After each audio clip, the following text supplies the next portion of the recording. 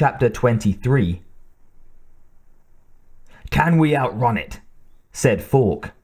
"No," Brewster said. "That ship is more maneuverable and a lot faster."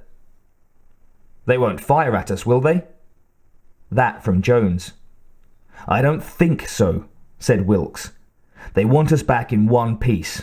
Well, at least they want the ship back in one piece. Same difference as far as we're concerned." The crew stood in the dining hall, nervously. They had about an hour before Gateway's ship would be in range. Billie noticed that for a change it was too warm. She wiped at her face and wondered where Ripley was. Tully answered Jones.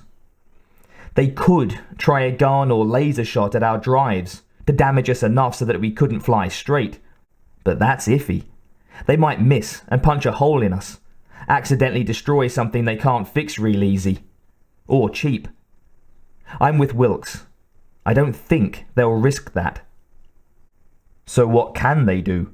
said Jones. "Fly circles around us until we get dizzy and surrender?" No one laughed.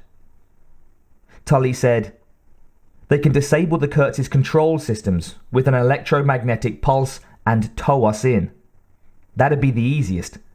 Just get within range and push a button. That's what I'd do." "Our electronics aren't hardened," said Falk. "On this rust bucket? Shit." Billie frowned. "Can't we do it to them first?" "EMP capabilities in a freighter," said Brewster. "Dream on. This ship isn't designed for combat of any kind. No shields, no weapons. Basically, we're screwed." "But what about Amy?" Billie wanted to shout. They couldn't just quit. Moto sighed. "They won't kill us back on Gateway. I mean, once we get there, we could explain things. We do have the Queen. The military could take her and finish the job for us. Probably badly, but at least it'd get done." No one replied, and Billie watched acceptance start to settle on their faces. They might not like it, but what choice did they have? "It's not fair," she thought, and wiped at her brow again, frustrated. That after all of this, after people had died to make this work, they were just going to roll over and... Suddenly, there was a grin on her face. Something Tully had said triggered it. "Wait, there's a way," she said. "I have an idea." They all stared at her.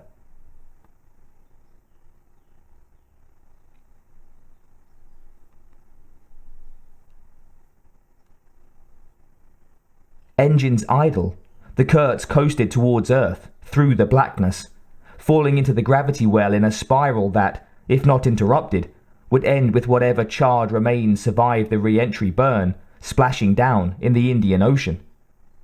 "Everything is powered down," said Tully, "except lights and communications." Her voice sounded tinny over the headset, even though engineering was directly below them. "Moto, got your set on?" said Wilks. "Yeah, ready." Wilks and McQuaid waited for the call in the control room. The others would be strapped in behind them, in the crew area. Wilks hadn't spoken to Ripley, but had explained the plan over the shipwide. He hoped she had listened. "Kurtz crew, please acknowledge. This is Commander Sue of the Adams."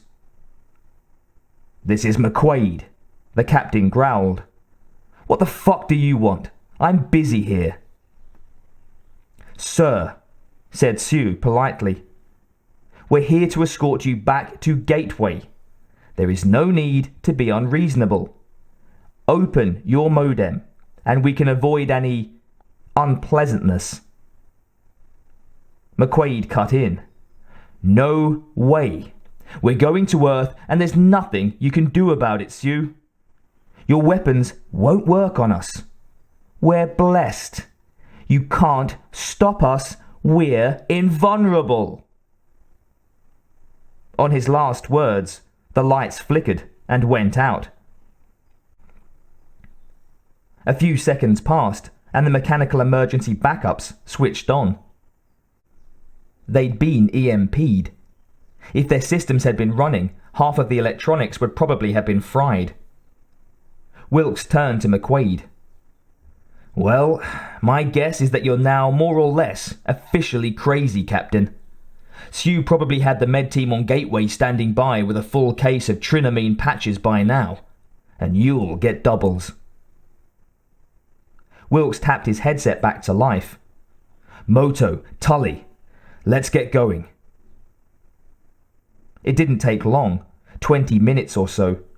Then a dull thunk echoed through the ship, and the Kurtz slowed, finally stopped. After a moment, the ship began to move in a new direction, towards Gateway, though they couldn't see that far from inside with all the systems offline. "They got their magnetic tow cable in place," Wilks said, almost under his breath, as if those in the other ship might somehow hear him. McQuaid nodded. "Fish on a line." "If this doesn't work," thought Wilks, "we're going to be in really deep shit."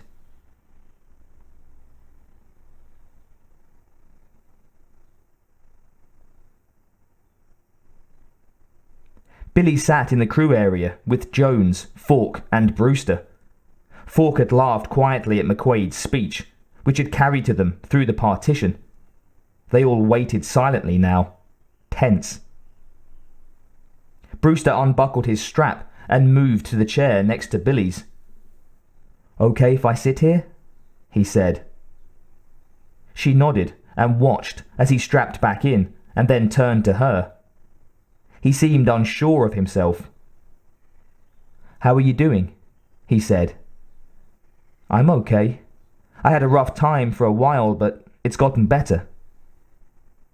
She was glad that she meant what she said. "Good to hear," he said.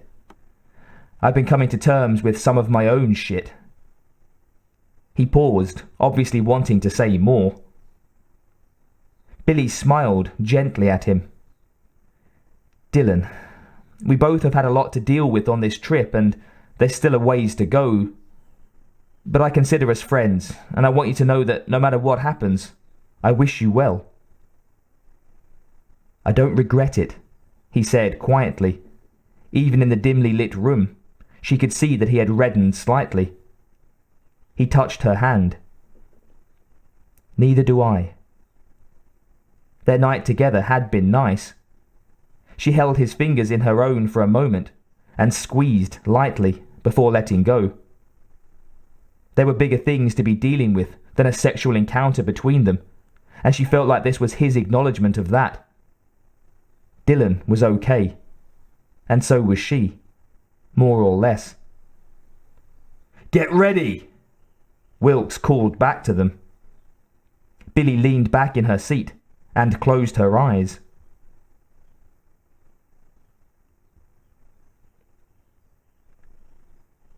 "Ready." Tully's voice crackled in Wilkes's ears. He nodded at McQuaid and held up his hand. The captain leaned to the controls and watched for the signal. Billie's plan was almost embarrassingly simple. Play dead until they were being towed, and then scoot forward and tap the other ship's drive control surfaces hard enough to damage them. By the time Gateway sent another ship, the Kurtz would be well on its way to Earth. What the hell? It was just goofy enough to have a chance. "Stand by!" Wilks called over his shoulder. He pointed at McQuaid. "Go!" The Kurtz hummed back to life. McQuaid hit the controls, and the ship rocketed forward and to one side. For an impossibly long time they hurtled through space. Wilks gritted his teeth. The body of the ship shuddered with the impact, a loud crash. Even braced as he was, it jarred Wilks, hard. Then they were moving again, a slant to the ship they'd just hit. The magnetic line snapped taut, and the coupler was peeled off as the smaller ship was knocked away by the collision. There goes the insurance, Wilks thought. He remembered an old joke about whiplash. No time to dick around now, Wilks. Shut it down, fast, he ordered. The Adams could still trigger another pulse. The system went dead. Tully and Moto had pulled everything offline again. He hoped. Wilks mentally counted to 10 and then spoke into the set. Did they get us? Nope, said Tully. She sounded out of breath. Hook up perimeter sensors, said Wilks. A few of the console lights blinked on. McQuaid scanned the small screen and then laughed. They were coasting, but moving at a good clip. Time passed. Seemed to Wilks like a long chunk of it. Out of effective range, McQuaid said, and it looks like they're flying in circles. Wilks grinned. Good work down there, he said to engineering. Get us back online. You know what to do, Captain, he said to McQuaid. As the Kurtz relit her systems, coming back to life, Wilks tapped the ship-wide comm. Congratulations, Billie. Looks like we're going to Earth.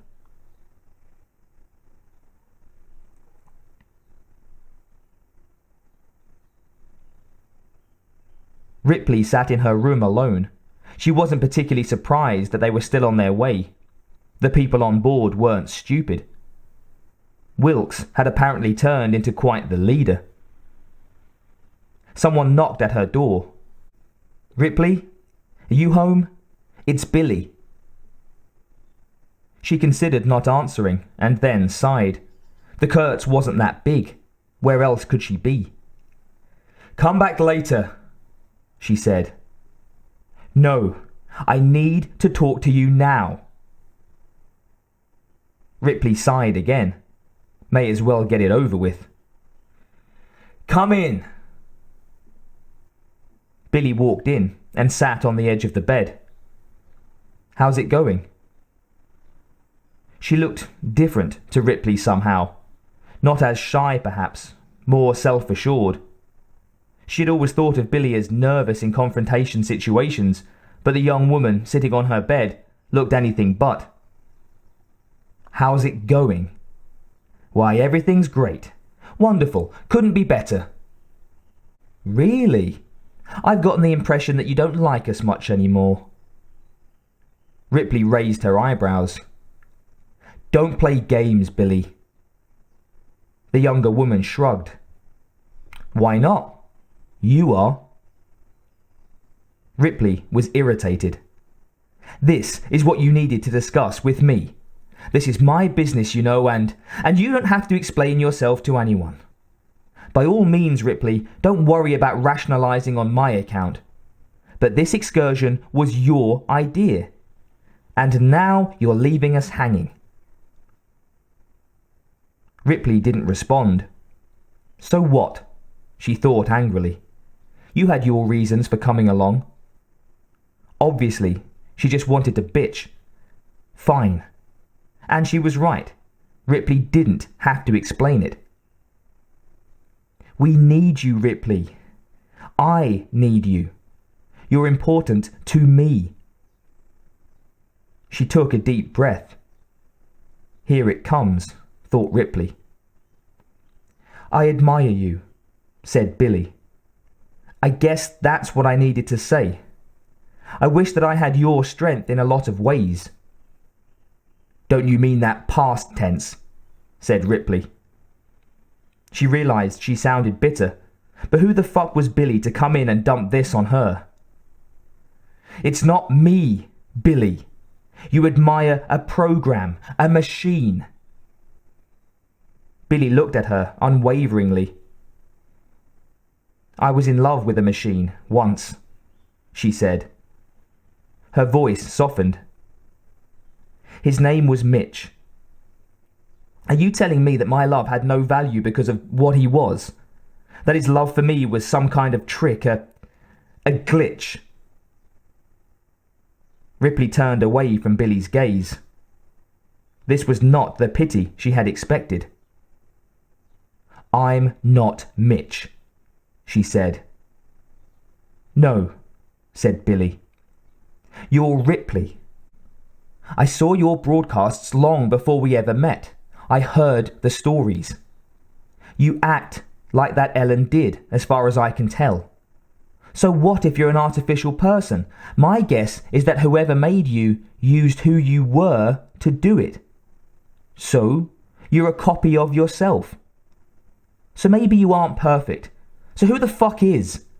If you want to sit there and feel sorry for yourself because you aren't the woman you thought you were, go ahead. It won't change anything. And if we fuck this up because you won't help, you can blame that on yourself too." Billie stood, stared at her for a moment, and then walked out without speaking again. Ripley stared after her. Jesus. Jesus.